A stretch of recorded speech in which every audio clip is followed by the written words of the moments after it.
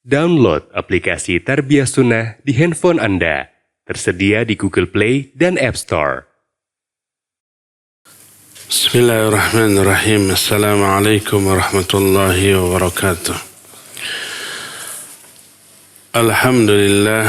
Wassalatu wassalamu ala Rasulillah wa ala alihi wa ashabihi wa mawalah wa man tabi'ahum biihsanin ila yaumil qiyamah wa ba'd. Hadirin jamaah Masjid Al-Furqan yang Allah muliakan, para pendengar radio Tarbiyah Sunnah Bandung, kita kembali berjumpa membahas al-khusyu' fis shalah, khusyuk di dalam salat. Pertemuan terakhir adalah tentang tahdzir dari ketidakkhusyuan, larangan dari ketidakkhusyuan. Kita masuki sekarang penjelasan at-tahdzir min tarki syai'in min arkanis shalah. Tahdzir itu peringatan, wanti-wanti, warning dari meninggalkan salah satu di antara rukun-rukun salat. Perbuatan dan ucapan di dalam salat terbagi kepada 3 jenis. Ada yang termasuk rukun salat, ada yang termasuk wajib salat, ada yang termasuk sunnah salat. Adapun rukun salat adalah hiya ma la yasqutu jahlan wala amdan wala sahwan. Gerakan atau ucapan yang tidak boleh terlewat, baik karena ketidaktahuan, karena disengaja, ataupun karena lupa. Jadi walaupun lupa, nggak boleh dilewatkan dan nggak bisa diganti. Tidak sah sholatnya. Adapun wajib sholat adalah ma tabtilu bihi amdan wa yasqutu jahlan wa sahlan. Gerakan atau ucapan di dalam sholat yang batal sholatnya bila sengaja dilewat, tapi tidak batal kalau lupa atau karena kebodohan. Tapi wajib diganti dengan sujud sahwi. Kalau terlewat karena lupa atau karena tidak tahu, lanjut sholatnya dan nanti ganti dengan sujud sahwi. Seperti umpamanya tahiyat awal, itu wajib, tapi tidak rukun. Kalau terlewat karena lupa, maka bisa diganti dengan sujud sahwi. Adapun kalau sunnah sholat adalah gerakan atau ucapan yang sholatnya tidak batal bila ditinggal, walaupun disengaja atau lupa. Seperti umpamanya mengangkat tangan ketika takbir, Allahu Akbar, angkat tangan, itu sunnah. Kalau tidak dilakukan pun, baik sengaja atau lupa, maka tidak membatalkan sholat. Inilah 3 jenis gerakan dan ucapan di dalam sholat. Adapun rukun, makna ar-ruknu dalam bahasa Arab adalah janibus syai'il aqwa alladhi la yaqumu wa la yatimu illa bihi. Rukun maknanya adalah aspek terkuat dari sesuatu. Sesuatu itu tidak akan berdiri atau tidak akan sempurna kecuali dengan si rukun ini. Kalau dalam bangunan, bagian yang terkuat yang bila bagian itu runtuh, rumahnya apa? Bisa tiang, bisa juga fondasi, atau bagian lain yang bila itu runtuh maka rubuh. Adapun kalau jendela, pintu kalau rusak, rumahnya rubuh apa tidak? Tidak. Dindingnya jebol, rumahnya rubuh apa tidak? Tidak. Atapnya juga tidak. Tapi kalau tiangnya atau fondasinya ambles, maka runtuhlah bangunan itu. Maka itu yang disebut dengan rukun. Bagian terkuat dari sesuatu yang bila bagian tersebut tidak ada, sesuatu itu tidak bisa berdiri. Disebut rukun salat diserupakan dengan tiang dalam sebuah bangunan, karena apabila rukun tersebut tidak dilakukan, maka salatnya runtuh dan tidak sah alias rusak. Inilah yang disebut dengan rukun. Apa saja rukun di dalam salat? Rukun salat ada 14. Pertama, al-qiyamu fil fardi ma'al qudrah. Pertama adalah berdiri dalam salat fardu bagi yang mampu. Dimanapun, termasuk di kendaraan. Sebenarnya salat fardu tidak boleh dilakukan di kendaraan apabila bisa dilakukan di daratan.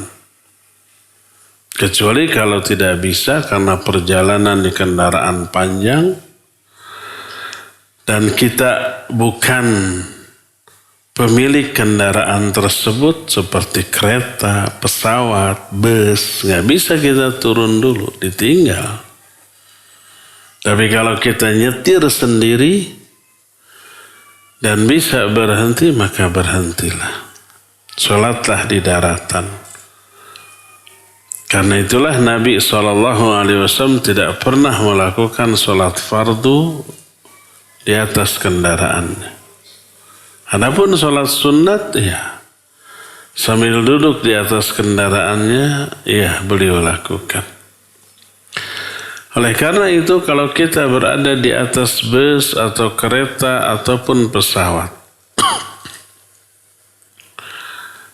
kemudian datang waktu sholat dan kendaraan yang kita tunggangi mendarat atau berhenti sebelum waktu sholat habis, maka kita tidak boleh sholat di kendaraan. Turun dulu sampai selesai walaupun agak akhir waktunya. Umpamanya sholat zuhur. Kereta datangnya jam 2:30. Atau bus atau pesawat landingnya jam 2:30. Belum sholat zuhur. Maka jangan dilakukan di atas kendaraan. Turunlah dulu baru sholat di bawah. Kecuali apabila memang perjalanannya lama. Waktu sholat habis. Kalau menunggu di daratan, maka silakan lakukan di kendaraan. Tapi apabila mampu berdiri, berdirilah ketika gerakannya berdiri. Seperti di kereta atau di pesawat, bisa berdiri? Bisa berdiri. Yang tidak bisa ruku dan sujud itu silakan lakukan sambil duduk. Adapun berdirinya lakukan sambil berdiri. Allah berfirman, "Hafidhu 'alas shalawat was salatil wusta wa qumu lillahi qanitin." Pelihara oleh kalian semua salat dan salat wusta.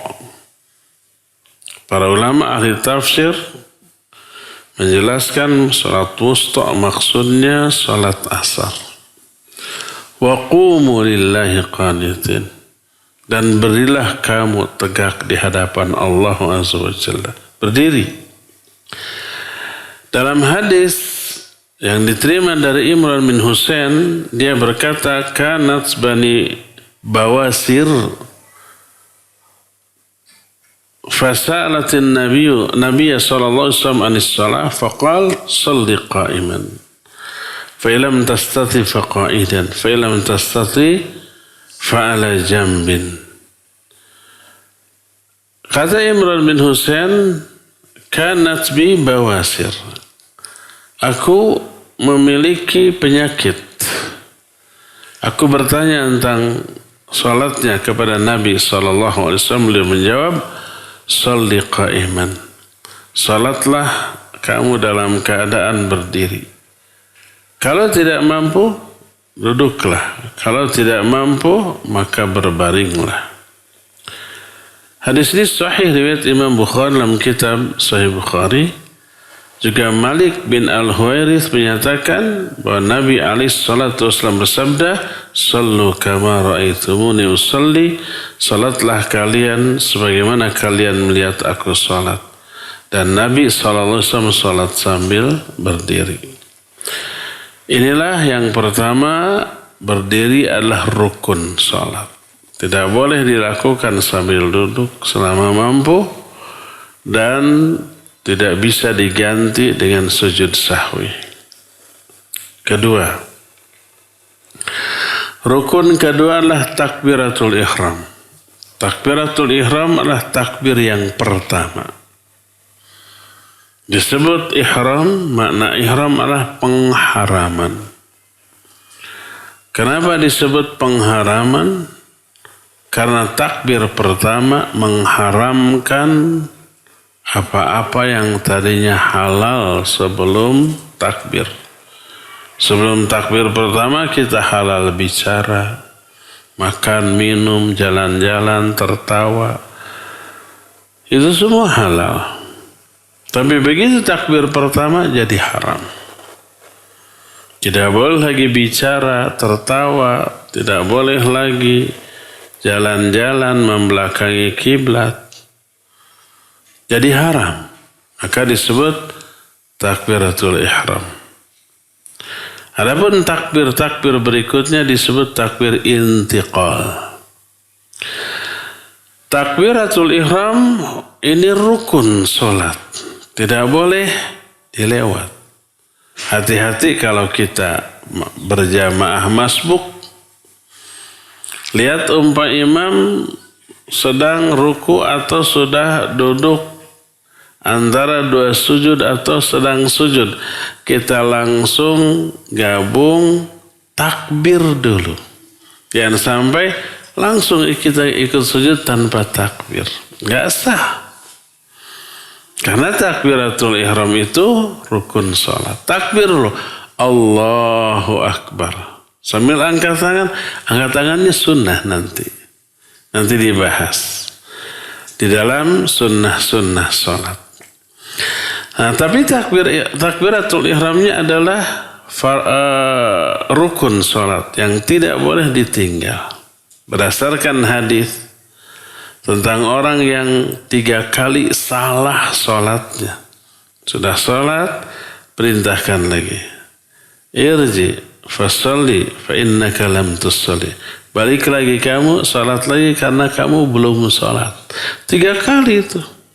Setelah 3 kali masih juga salah, dia menyatakan, ya Rasulullah, itu salat saya terbaik, ajari saya. Terbaiknya aja salah. Maka Nabi SAW menjawab, idza qumta ila sholati fakabbir. Kalau kamu sudah berdiri untuk salat, maka takbirlah. Ini yang disebut dengan takbir ihram, karena mengharamkan apa yang tadinya halal. Hadis lain dari Ali bin Abi Thalib, hadis yang barusan muttafaqun alaih, riwayat Bukhari dan Muslim. Dari Ali bin Abi Thalib secara marfu, Nabi alaihi salatu wasallam bersabda, "Miftahus shalah at-tahur, wa tahrimuha at-takbir, wa tahliluha at-taslim."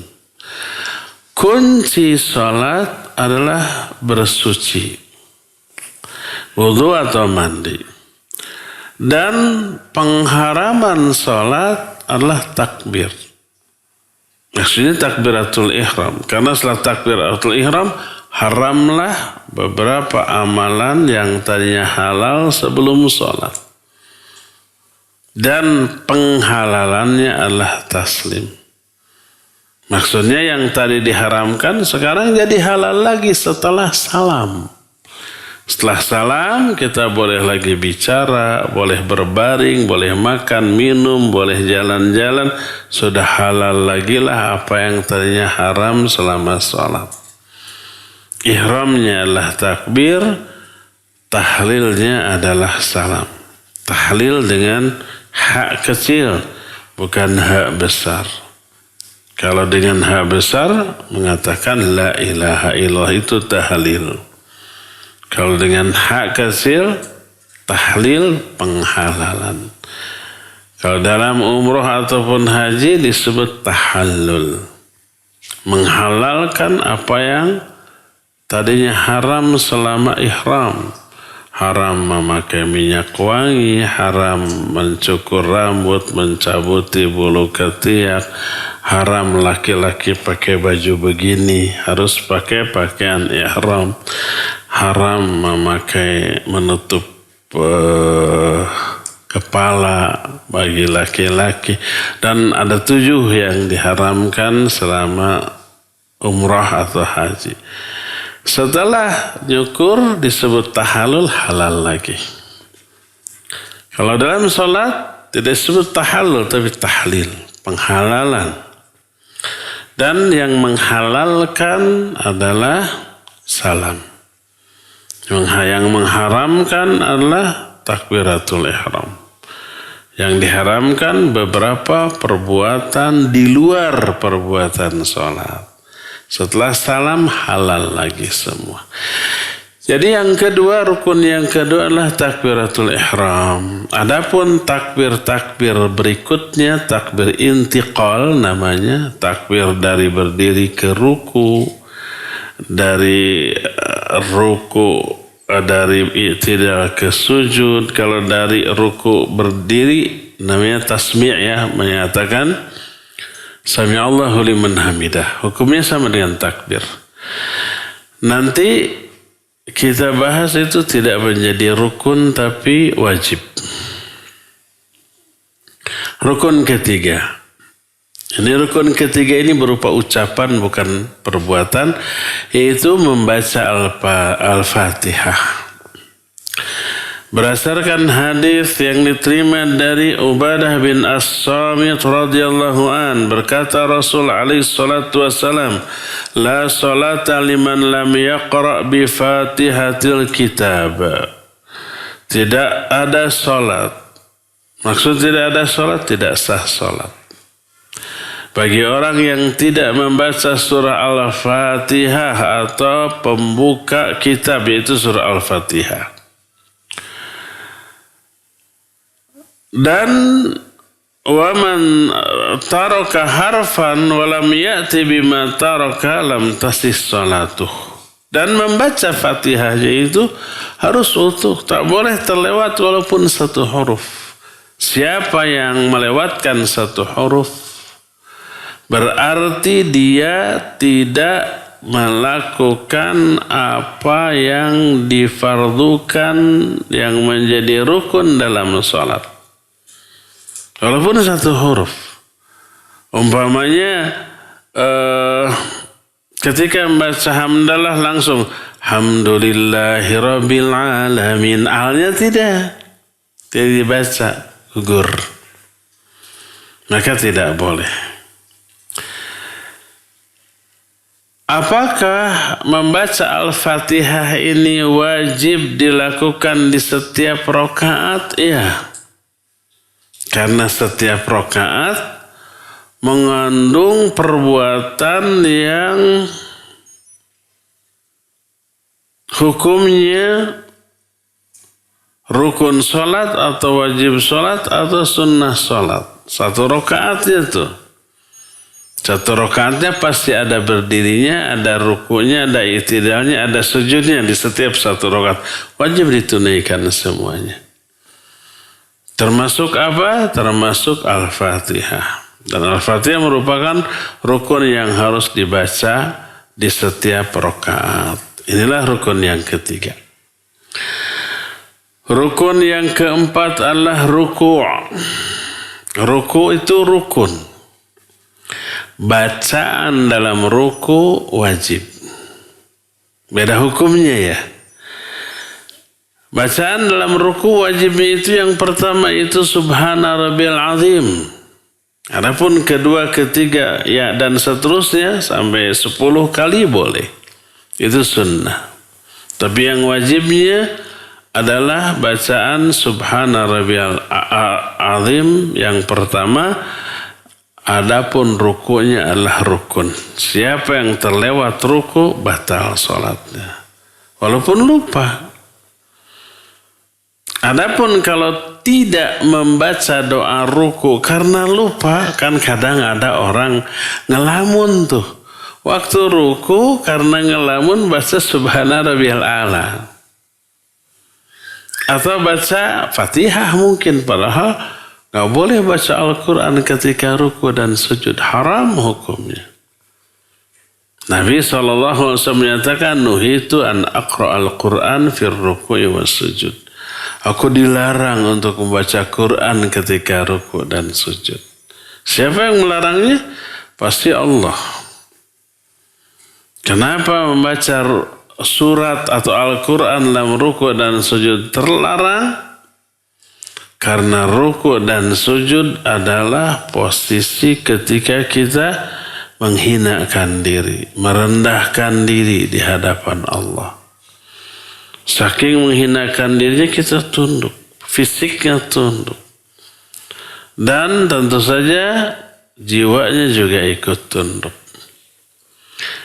Jadi posisi ketika merendah, menghinakan diri, Quran yang agung dan mulia jangan dibawa-bawa ke posisi itu. Sama ketika kita masuk WC, kotor gitu ya, nggak boleh kita baca Al-Quran. Zikir, hati alhamdulillah, nggak boleh. Apalagi sambil ngedan sambil murojaah, nggak boleh. Kenapa? Itu nggak layak Quran yang agung dibawa ke sana. Termasuk ketika ruku dan sujud adalah posisi ketika orang tersebut menghinakan diri, merendahkan diri, nggak boleh. Tapi mungkin karena lupa orang pas ruku baca kulhu, disangganya masih berdiri tadi. Qul huwallahu ahad Allah. Terus sami Allahu liman hamidah. Baru ingat tadi nggak baca apa? Subhana Rabbiyal Azim. Karena lupa, karena lalai. Maka kalau ada wajib sholat yang terlewat karena lupa, ganti dengan sujud sahwi. Ruku itu perbuatan rukunya rukun sholat, tapi bacaan dalam rukunya adalah wajib sholat. Beda hukumnya beda. Kalau rukun terlewat nggak sah walaupun lupa. Kalau wajib terlewat karena lupa maka ganti dengan sujud sahwi. Makanya kalau umpama suatu saat kita sholat dengan imam, si imam itu nggak ada salah sama sekali itu. Tapi setelah tahiyat akhir, sebelum salam kok sujud lagi 2 kali. Sujud sahwi. Kita bingung, ini sujud apa? Mungkin itu sujud sahwi. Kenapa? Padahal nggak ada yang salah.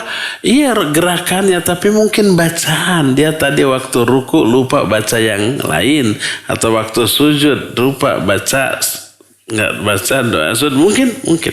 Dan ini saya pernah mengalami.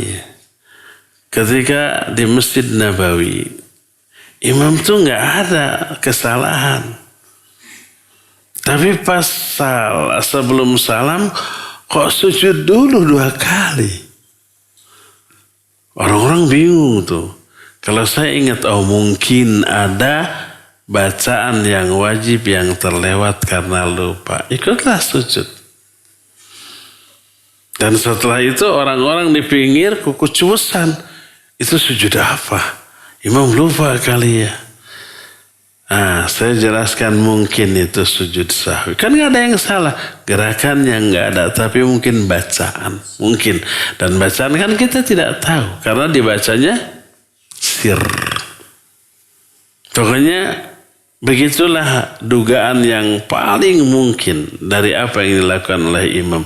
Jadi kalau suatu saat kita tidak menemukan imam bersalah, kemudian ternyata dia sujud sahwi sebelum salam, ikut saja sudah.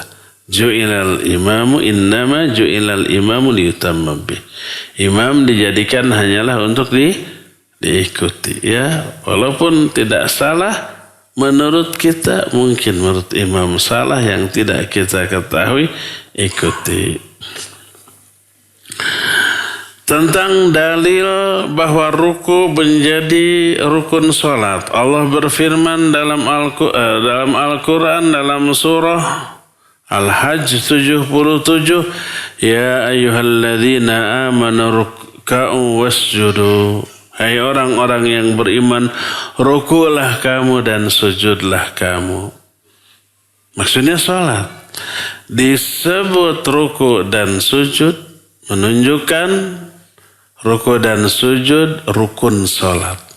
Kadang-kadang Allah ataupun Rasulnya menyebut satu ibadah dengan menyebut aspek terkuat dari ibadah itu. Seperti Al-Hajju Arafah. Haji itu Arafah. Menunjukkan Arafah rukun haji terkuat. Padahal haji bukan hanya wukuf di Arafah. Haji ada mabit di Mina, ada mabit di Muzdalifah, ada lontar jumrah, ada tawaf ifadah. Tapi Nabi SAW menyatakan Al-Hajju Arafah. Haji itu adalah wukuf di Arafah. Menunjukkan wukuf di Arafah salah satu rukun haji, bahkan rukun yang terkuat. Tak sah orang yang haji tapi tidak wukuf di Arafah. Dan itu momen terberat ketika haji. Karena apa? Kalau zaman sekarang mah enak ya. Tendanya besar, nyaman, ada AC-nya. Terus di setiap tenda disediakan kulkas yang berisi air minum yang gratis. Mau ngambil 10 sekali ambil, boleh, tidak dilarang gitu ya. Dibagi makanan tinggal gitu. Zaman dulu, zaman Nabi SAW, tendanya darurat bikin sendiri. Nggak ada AC. Kalau musim panas, wah, sudah nggak bisa kebayang kita ya. Nah, dari zuhur sampai maghrib diam di Arafah untuk ibadah. Apa ibadahnya? Zikir, doa, baca Al-Quran. Terus sambil menghadap ke arah kiblat. Doa silakan angkat tangan. 6 jam. Kalau musim panas, siangnya kan jauh lebih panjang daripada malamnya. Kalau musim panas, sholat subuh itu bisa 3:30 dan maghribnya bisa 7:30. Bayangkan, lebih panjang kan? Ya. Tapi kalau musim dingin enak. Sholat subuh itu mungkin jam 6:30. Jam 4:30 sudah maghrib. Jadi kalau saum teh namanya bekas sahur ge masih warganya udah buka lagi tuh. Jadi kebayang wukuf di Arafah itu beratnya di sana. Orang berdoa paling sebanyak-banyak doa yang kita ungkapkan 1/2 jam selesai. Mau minta apa lagi ya gitu kan, bingung. Akhirnya sudah aja cuma setengah jam. Waktu yang tersisa 5,5 jam lebih. Untuk apa? Akhirnya banyak orang jalan-jalan, ada pasar dadakan, ada tukang ontak, naik ontak, jepret di foto gitu ya. Terus ada yang tidur, macam-macam, ngobrol, tata rucingan, banyak macam-macam tuh. Banyak yang nggak kuat di sana. Padahal itu adalah haji, padahal itu adalah rukun yang terkuat, al-hajju Arafah. Ayat dari surah Al-Hajj 77, ya ayyuhalladzina amanu ruk'u wasjudu, hai orang-orang beriman, ruku dan sujudlah kamu. Maksudnya salat. Tapi yang disebut dua di antara rukun salat yang kuat, yaitu ruku dan sujud. Menunjukkan ruku dan sujud adalah rukun salat. Hadis dari Abu Hurairah radhiyallahu anhu, riwayat Imam Bukhari. Dari Abu Hurairah tentang orang yang salatnya salah sampai 3 kali, lalu diajari oleh Nabi SAW, lalu diantara apa yang beliau ajarkanlah tsummarka hatta tatma'inna raqian. Kemudian rukuklah kamu sampai kamu tumaninah di dalam ruku. Inilah rukun keempat. Rukun kelima, i'tidal, berdiri setelah ruku. Karena Nabi SAW menyatakan tsummarfa hatta ta'tadila qa'iman.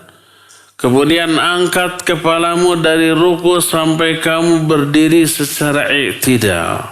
I'tidal itu lurus dan tegak, ya. Tapi yang diluruskan, yang paling inti, yang paling utama adalah tulang punggung. Bukan menyangkut tangan dan kaki.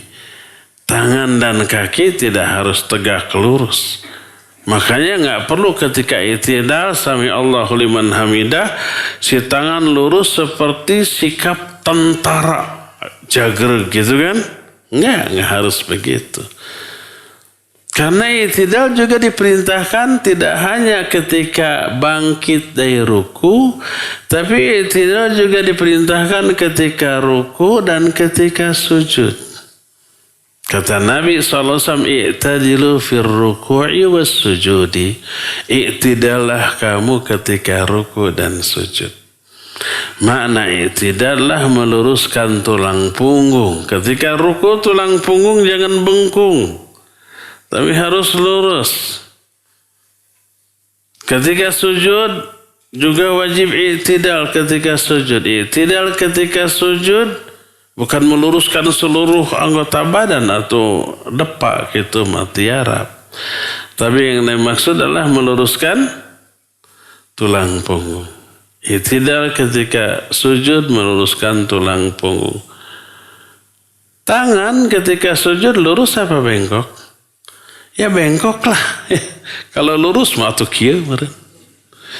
Kaki ketika sujud lurus apa bengkok? Ya pasti bengkok. Kalau lurus mah tiarap namanya, ya. Jadi yang dimaksud i'tidal, i'tadilu fir ruku' was sujud. Maknanya adalah meluruskan tulang punggung, sehingga lebih ditegaskan dalam hadis yang diterima dari Wa'il bin Hujrin, Rasul sallallahu alaihi wasallam bersabda,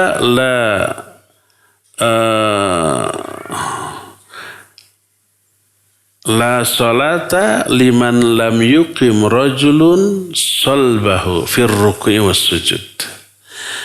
Kata Nabi sallallahu alaihi wasallam, la salata, tidak ada salat. Sebagian ulama menyatakan tidak sempurna salat, tapi sah. La salata liman lam yuqim rajulun salbahu fir ruku'i was sujud. Tidaklah sempurna salat seorang yang tidak meluruskan tulang punggung di saat ruku dan sujud. Itulah i'tidalnya ruku dan sujud, meluruskan tulang punggung.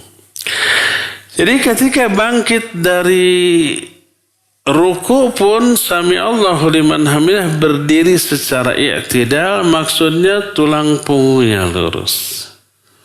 Tidak menyangkut posisi tangan ataupun kaki. Karena ketika ruku juga harus i'tidal. Ketika sujud harus i'tidal. Ketika sujud kita tahu tangan dan kaki bengkok. Jadi yang lurus adalah tulang punggung. Ketika bangkit dari ruku juga i'tidalnya adalah lurusnya tulang punggung dan itu adalah rukun.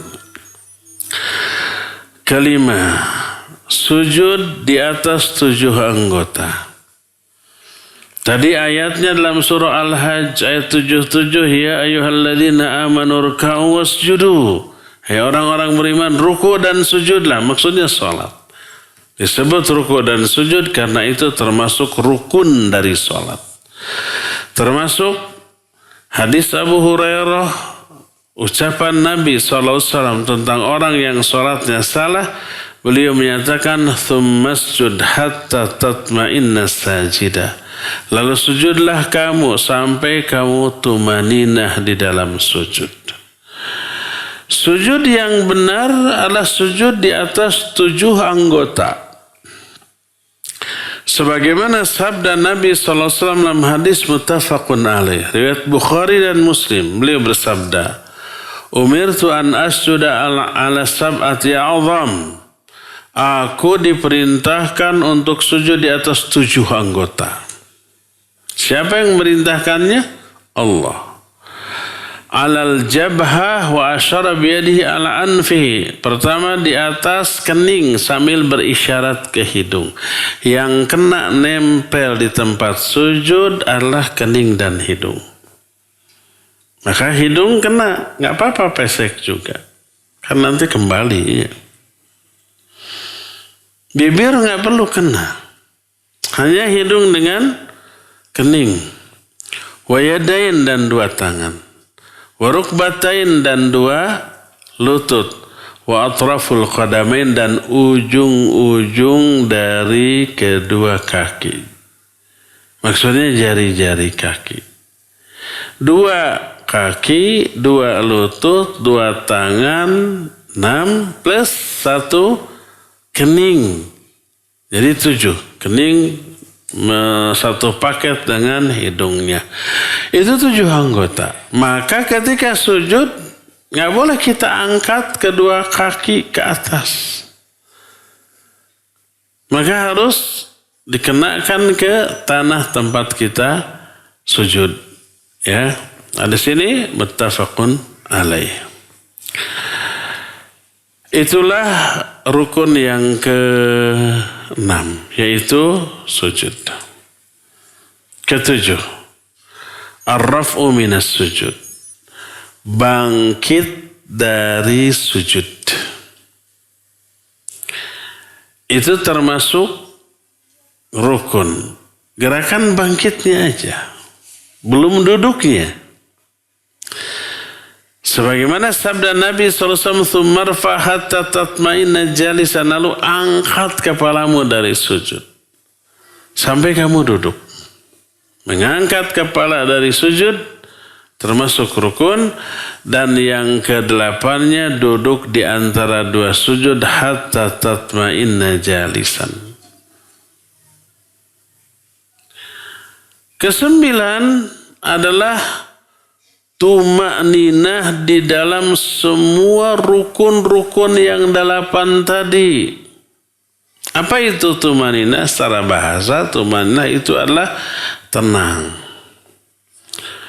Tatbiqnya, aplikasi dari tuma'ninah adalah berhenti sebentar. Ada jeda beberapa saat di dalam melakukan rukun-rukun salat. Ketika ruku ada jeda berhenti beberapa saat, beberapa detik. Sekadar untuk membaca doa dalam ruku. Demikian juga i'tidal, demikian juga sujud.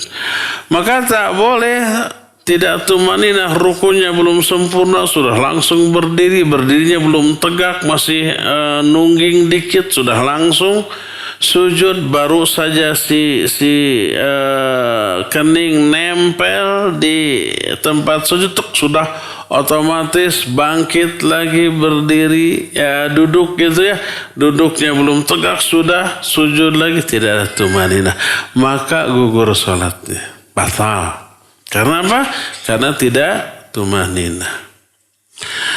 Karena itulah maka Nabi SAW ketika mengajari orang yang 3 kali salah sholatnya, beliau menyatakan di setiap gerakan hatta tatma'inna. Ketika ruku, farka hatta tatma'inna rokian. Rukulah kamu sampai kamu tumaninah ketika ruku. Ya.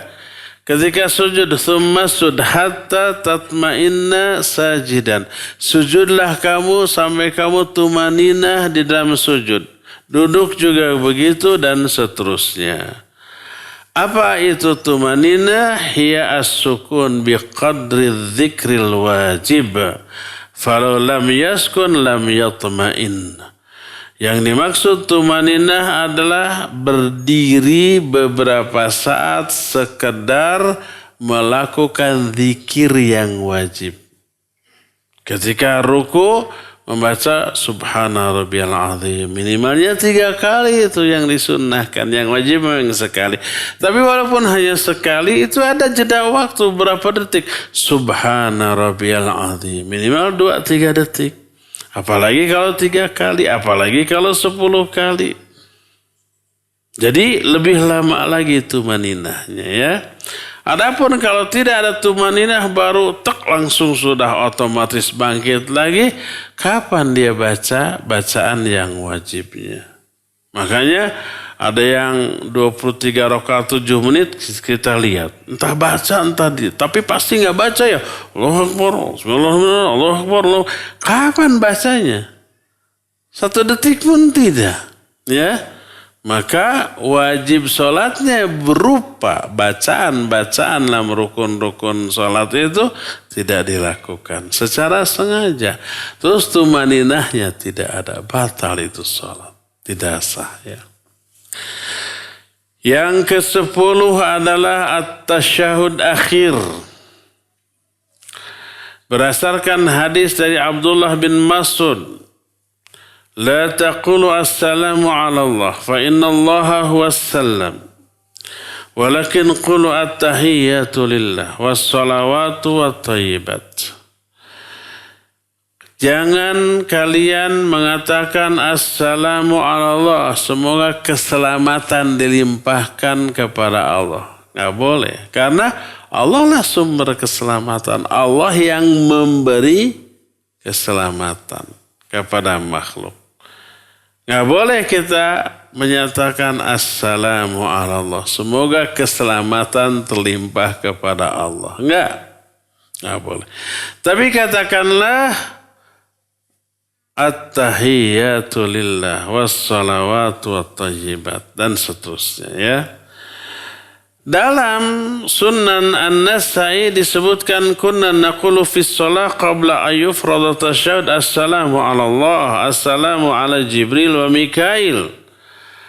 Dulu dalam salat sebelum diwajibkan tasyahud, kami berkata assalamu ala Allah, assalamu ala Jibril wa Mikail. Semoga keselamatan terlimpah kepada Allah, kepada Jibril dan Mikail. Maka berkata Rasul sallallahu alaihi wasallam, la taqulu hakadha fa inna Allah huwa salam walakin qulu at-tahiyyatu lillah. Jangan kamu berkata demikian, karena Allah sumber keselamatan, tapi katakanlah at-tahiyyatu lillah. Itulah yang ke-10. Ke-11, duduk tahiyat akhir. Tahiyatnya dilakukan sambil duduk. Sebagaimana hadis-hadis yang menjelaskan hal itu, lalu Nabi menyatakan, sallu kama ra'aitumuni usalli. Salatlah kalian sebagaimana kalian melihat aku salat. Rukun ke-12, bersalawat kepada Nabi SAW ketika tahiyat akhir. Berdasarkan firman Allah, Innallaha wa malaikatahu yusalluna 'alan nabi ya ayyuhalladzina amanu sallu 'alaihi wa sallimu taslima. Sungguhnya Allah dan para malaikatnya bersolawat kepada Nabi. Hai orang-orang yang beriman, bersolawatlah kalian kepadanya dan bersalamlah kalian kepadanya. Dalam hadis Ka'ab bin Ujrah, Nabi SAW pernah ditanya, ya Rasulullah, qad alimna kaifa nusallimu alaik, fa kaifa nusalli alaik. Wahai Rasulullah, kita tahu bahwa kita itu wajib bersalam kepada engkau. Tapi bagaimana caranya menyampaikan salam? Maka berkatalah Rasul sallallahu alaihi wasallam, qulu Allahumma sholli ala Muhammad. Katakan oleh kalian, Allahumma sholli ala Muhammad. Tanpa sayyidina. Ya, Nabi mah ada tawadhu. Kalau dalam urusan agama atau urusan ta'abudiyah mah nggak ada pertimbangan tawadhu. Sampaikan seadanya kalau memang harus pakai sayyidina. Toh kata Nabi SAW juga menyatakan la yu'minu ahadukum hatta akuna ahabba ilaikum min walidihi wa waladihi wan nasi ajmain. Tidak beriman salah seorang di antara kamu sehingga aku lebih dia cintai daripada bapaknya, anaknya, atau semua manusia. Ini masalah agama. Kita tidak boleh menyatakan, Nabi kok begitu ya minta dicintai oleh semua umat melebihi. Ini masalah agama. Ini perintah Allah SWT. Gak boleh ada tawaduan sebagai bahan pertimbangan, itu enggak. Seperti umpamanya, jangan kalian anggap panggilan Nabi seperti panggilan salah seorang di antara kalian. Beda loh. Terus Allah menyatakan juga bahwa ya ayyuhalladzina amanu la tarfa'u aswatakum fawqa sautin nabi wa la tajharu lah. Hai orang-orang beriman, jangan kamu tinggikan suaramu di atas suara Nabi, dan jangan kau berbicara keras kepada Nabi. Maksudnya keras itu tinggi seperti kalian berbicara kepada yang lainnya. Itu agama. Gak ada unsur ketawaduan yang harus dijadikan pertimbangan. Karena Nabi tawadu jadi boleh suara keras, enggak. Termasuk dalam masalah sholawat di dalam sholat nih ya. Di dalam sholat. Kalau memang sunnahnya pakai sayyidina, pasti Nabi akan mengajarkan qulu Allahumma sholli ala sayyidina Muhammad. Memang tidak diragukan lagi, beliau sayyid bagi kita. Ana sayyidu waladi Adam. Wala fakhr, aku adalah sayyid bagi semua Bani Adam pada hari kiamat. Tapi aku tidak ada rasa bangga dengan hal itu. Itu betul. Beliau sayyid bagi kita, tapi status beliau menjadi sayyid bagi kita tidak berarti kalau setiap salawat dalam sholat, dalam azan, dalam qomat harus pakai sayyidina. Betul beliau sayyid bagi kita semua, tapi perlu nggak itu diselipkan dalam tasyahud? Nggak. Makanya walaupun orang sangat doyan sayyidina, ketika adzan dan qomat kita belum pernah dengar ya ada yang pakai sayyidina ya. Muadzin umpamanya ketika dia sholawat, Masya Allah, sholli ala sayyidina Muhammad, sholat juga pas suruh adzan mah nggak berani. Asyhadu anna sayyidana Muhammad Rasulullah. Ada yang begitu? Ya, nggak pernah ada. Benar dalam hal itu. Tapi dalam sholat mah berani. Ketika tahiyat mah berani menyelipkan itu. Adapun di luar sholat, di luar bacaan Quran, di luar adzan dan qomat yang merupakan ibadah mahdhah, boleh kita katakan Sayyidina ketika kita pidato. Allahumma sholli ala Sayyidina wa Habibina wa Maulana wa Imamina wa Qudwatina wa Uswatina Muhammadin sallallahu alaihi wasallam. Boleh, karena itu di luar ibadah mahdoh, itu pidato saja gitu. Semoga Allah melimpahkan salawat dan salam kepada Sayyid kita, kekasih kita, pemimpin kita, teladan kita, yaitu Muhammad sallallahu alaihi wasallam. Boleh. Bagus, bukan hanya boleh ya. Nah, jadi ketika Allah merintahkan untuk bersalawat dan salam kepada Nabi kita alaihi salatu wassalam, sahabat bertanya, gimana caranya bersalawat? Nabi sallallahu alaihi wasallam mengajarkan, qulu Allahumma sholli ala Muhammad. Katakan olehmu, Allahumma sholli ala Muhammad. Juga Abdullah bin Mas'ud radhiyallahu anhu menyatakan, amarana Allahu an nusalli alaika ya Rasulullah, fa kaifa nusalli alaik? Kami diperintahkan untuk bersalawat kepadamu wahai Rasulullah. Bagaimana cara kami bersalawat? Maka fasakata Rasul sallallahu alaihi wasallam hatta tamannaina annahu lam yas'alhu. Nabi diam ditanya begitu. Sehingga kami lebih berharap, aduh kenapa nanya gitu ya. Seolah-olah memberatkan beliau dalam hal menjawab. Tapi tak lama kemudian beliau berkata, qulu Allahumma sholli ala Muhammad wa ala ali Muhammad. Katakan olehmu, Allahumma sholli ala Muhammad wa ala ali Muhammad. Jadi itulah yang ke-12. Ke-13, at-tartib baina arkanis shalah. Tartib dalam melakukan rukun-rukun sholat. Tartibnya ngurut, tidak boleh diacak. Sholat nggak boleh dirubah, sujud aja dulu, setelah sujud lalu ruku, setelah ruku lalu duduk, nggak boleh.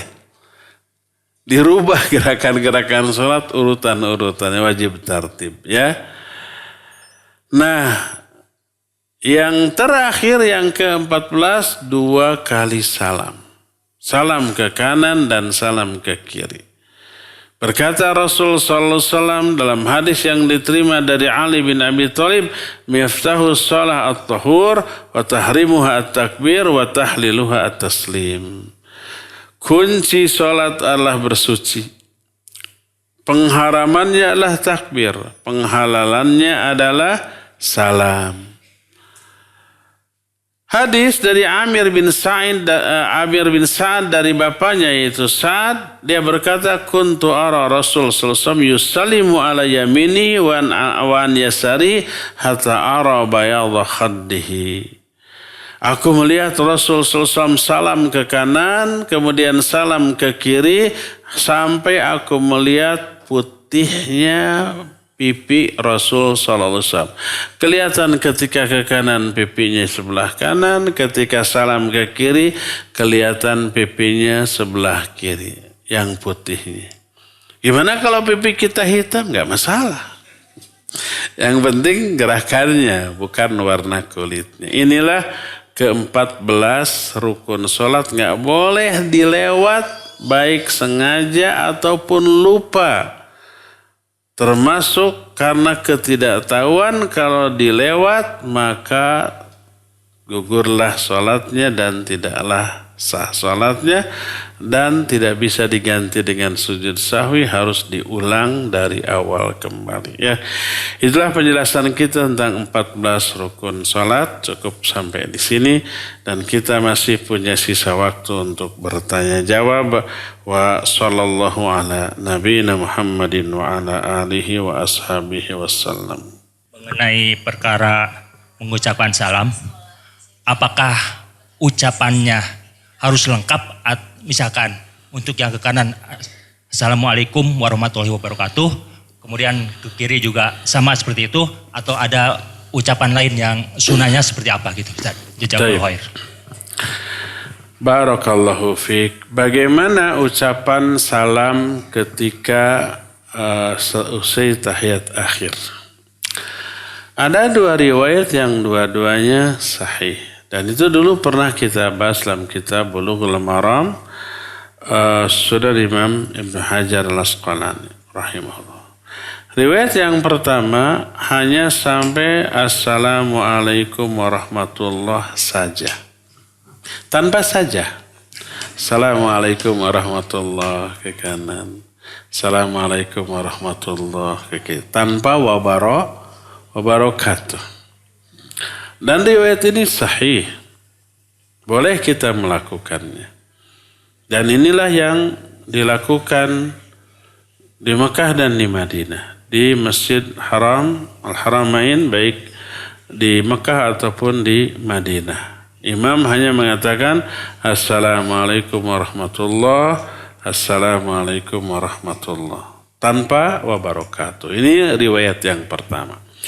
Riwayat yang kedua juga sahih, riwayat Imam Bukhari dalam kitab Sahih Bukhari, juga dinukil oleh Imam Ibnu Hajar dalam kitab Bulughul Maram. Ketika ke kanan lengkap Assalamualaikum warahmatullahi wabarakatuh, dan ketika ke kiri Assalamualaikum warahmatullahi tanpa wabarakatuh. Inilah dua cara yang sahih dari Rasul Sallallahu Alaihi Wasallam. Dua-duanya dibolehkan, ya. Hanya sampai warahmatullah saja, baik ke kanan ataupun yang ke kiri. Cara yang kedua sampai wabarakatuh ke kanan dan sampai wabarakatuh warahmatullah ke kirinya. Dan tidak ditemukan riwayat ke kiri sampai wabarakatuh. Ya. Cukup sampai warahmatullah saja, tanpa saja. Sajanya itu tadi ben sampai di sana. Wallahu a'lam bissawab. Ya, enggak kasih mic. Assalamualaikum Ustaz. Waalaikumsalam. Berkaitan dengan rukun yang pertama tadi, berdiri Ustaz. Kan kalau di pesawat Saudi itu di belakang ada disediakan ruangan sholat gitu ya. Nah, bagaimana kalau misalnya posisi kita itu ada di barisan mungkin paling depan pesawat. Apakah kita diwajibkan berusaha untuk sholat di ruangan itu? Khususnya juga akhwat ya Ustaz. Karena kan jamaah di pesawat itu kan ratusan. Apakah kita wajib berusaha sholatnya di tempat yang disediakan itu? Syukran Ustaz. Barakallahu fiik. Ya, satu-satunya maskapai di dunia yang ada musallanya hanyalah Saudi Airlines. Ini bukan promo ya. Jadi di belakang, di bagian ekor mungkin, itu ada ruangan kecil sekitar 2x2. Itu musola. Ada sajadahnya ya. Ada arah kiblatnya juga ya. Di belakang. Di belakang tuh maksudnya masih di dalam pesawat, bukan di luarnya. Apa yang harus kita lakukan? Ya, wajib kita sholat di sana. Nggak boleh di kursi. Karena apa? Karena kita mampu berdiri di sana. Bagaimana kalau di depan? Saya selalu di depan. Di nomor 30-an. Nomor seat 30 itu paling depan, persis di belakang kelas bisnis. Kalau bisnis di depan lagi, ya. Walaupun kita di bisnis, persis di belakang pilot, maka pas datang waktu sholat, ke belakanglah kita. Kita kasih isyarat jamaah kita sholat. Nanti mereka semua berdiri, ya. Bergilir, paling maksimal 8 orang sekali sholat. Dibikin 2 shaf, ya. 2 shaf itu bersama imam. 4-4 gitu.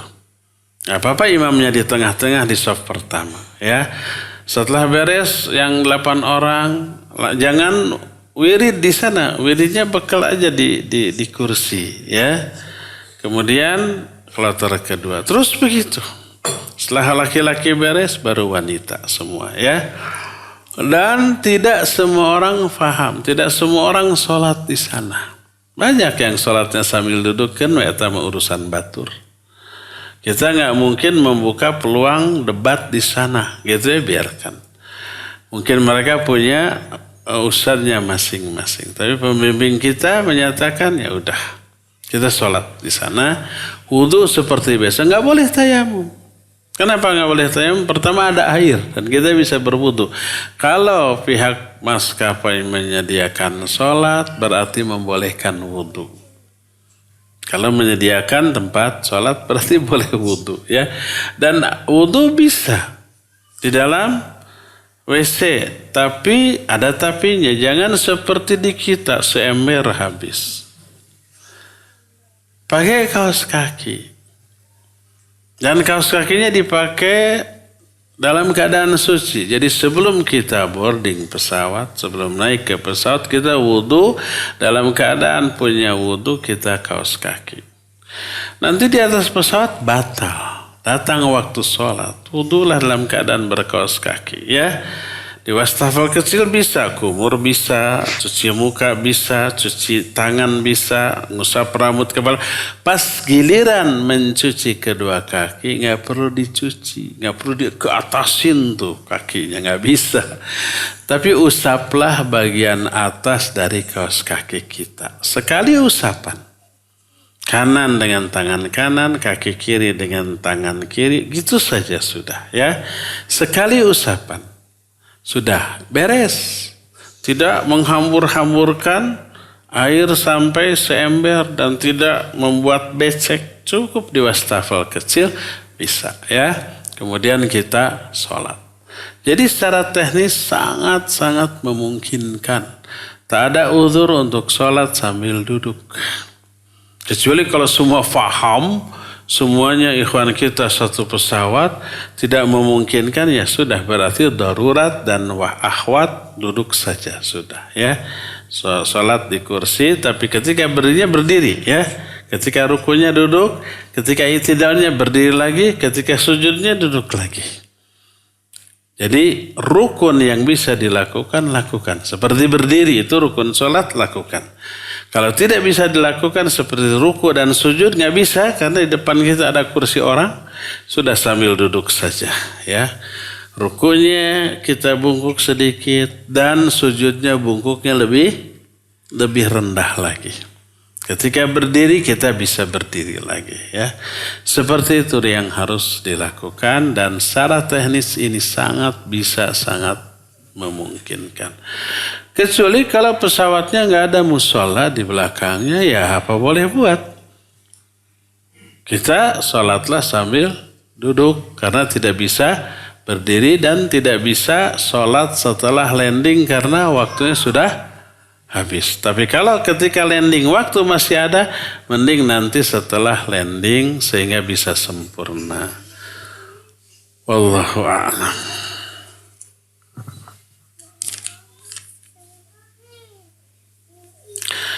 Jika kita datang ke masjid saat akan iqamah, apa yang harus kita dahulukan? Salat tahiyatul masjid atau salat qabliyah? Karena waktunya sempit.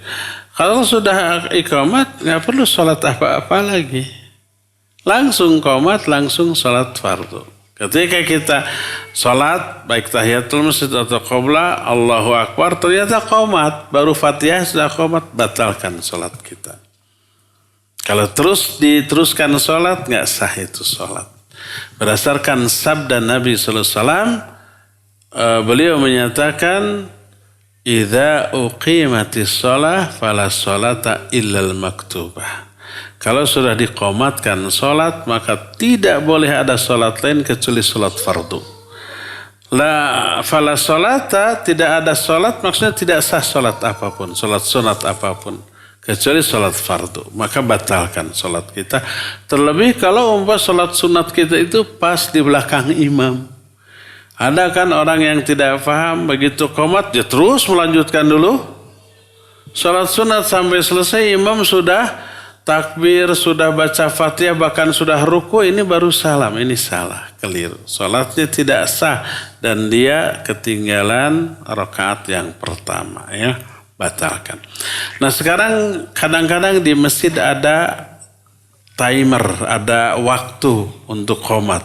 Umpamanya waktu ke sholat 5 menit lagi, ada kan? Di sini juga ada nyadanya. Kan sok nggak konsisten gitu. 2 menit lagi sudah qomat. Dan di sini terlalu lama antara adzan dan qomat ya, 15 menit sebenarnya. Jadi setelah semua orang sholat masih manyun aja. Qomat tuh ya lah. Kalau kita tahu 5 menit lagi, apa yang harus kita lakukan? Qobla saja. Ya, kalau yang ada qoblanya. Begitu masuk, cukup 2 rakaat qobla. Gak perlu tahiyatul masjid. Kenapa? Karena Nabi SAW menyatakan, "Idza dakhala ahadukumul masjida fala yajlisanna hatta yusalliya rak'atain." Kalau salah seorang di antara kamu masuk masjid, jangan sampai dia duduk sebelum dia sholat 2 rakaat. Sholat 2 rakaat sudah terbahas. Sholat apa aja yang disyariatkan saat itu? Kalau yang disyariatkan saat itu adalah qobla, ya udah qobla. Berarti sudah mengamalkan hadis ini. Kecuali kalau masuk masjid jam segini nih. Qobla belum, ya, karena belum sholat, belum waktunya. Duha kita sudah, gitu umpamanya. Pas masuk ke sini, maka itu yang baru disebut dengan sholat tahiyatul masjid. Udah sholatlah 2 rakaat. Sholat apa?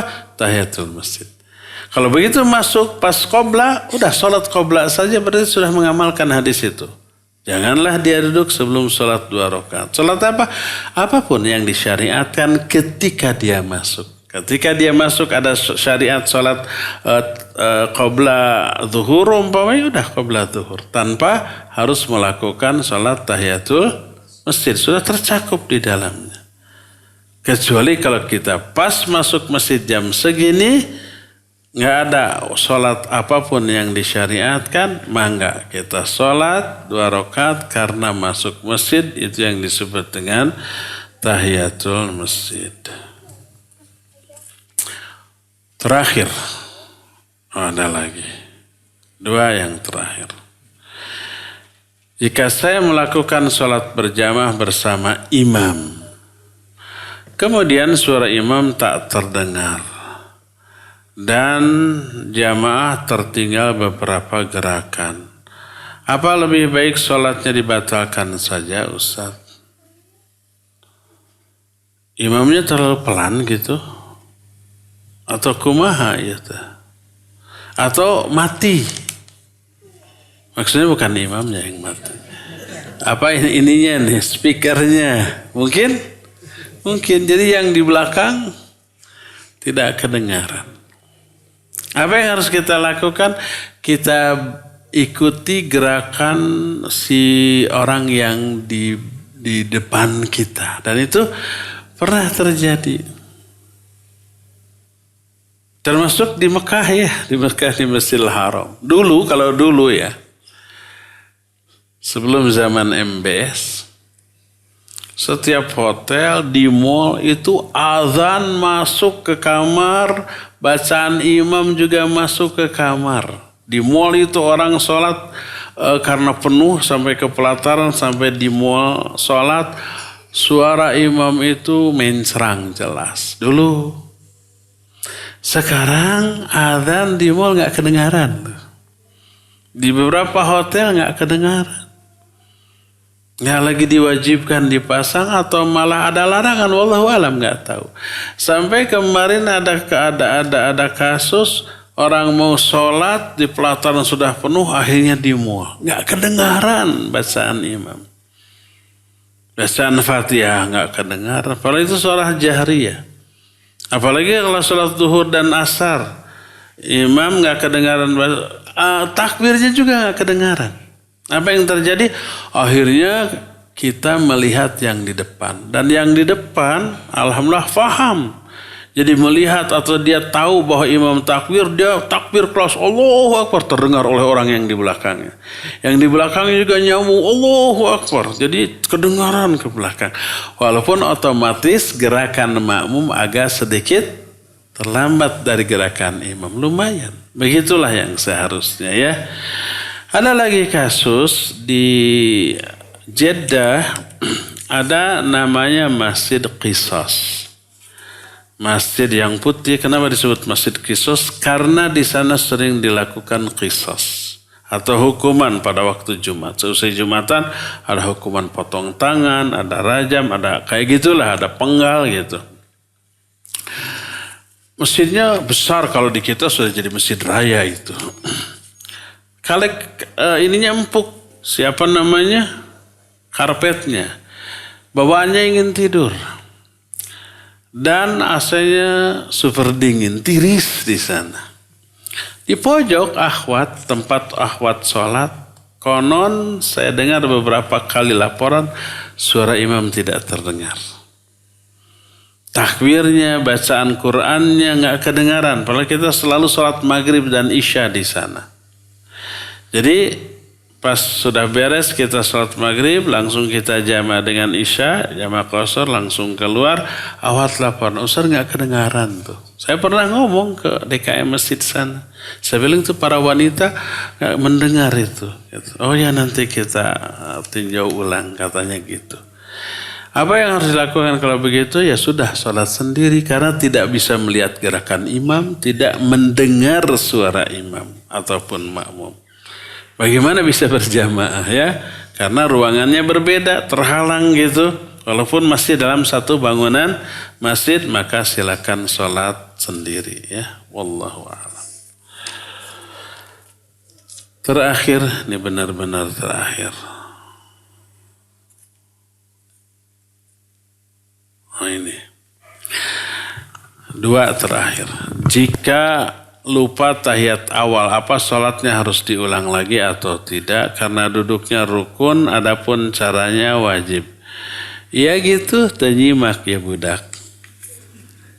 Ada enggak rukun sholat yang 14 tadi tahiyat awal? Tidak ada. Tahiyat awal itu termasuk wajib sholat. Yang rukun itu tahiyat akhir. Makanya saya sebut tahiyat akhir.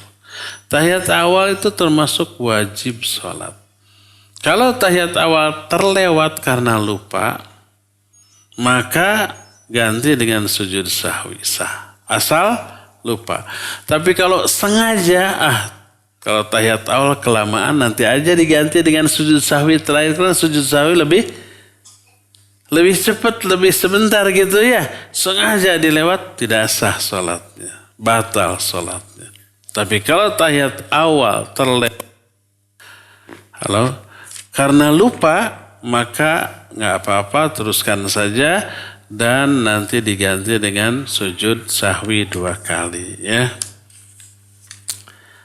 Terakhir, mohon doanya Ustadz untuk salah seorang pengurus YTS, Denny Lesmana yang qadarullah harus cuci darah.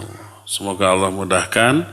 Semoga Allah sembuhkan. Allahumma rabban nas adhibil ba'sa ishfi anta syafi la shifa illa shifauk shifaan la yughadiru saqama. Ya, semoga Denny Lesmana ini dimudahkan proses cuci darahnya dan semoga sesegera mungkin penyakitnya dicabut oleh Allah Subhanahu wa taala dan disembuhkan seperti sedia kala. Cukup ya sampai di sini. Subhanakallahum bihamdik asyhadu an la ilaha illa anta astaghfiruka wa atubu ilaik walhamdulillahirabbil alamin. Wassalamualaikum warahmatullahi wabarakatuh.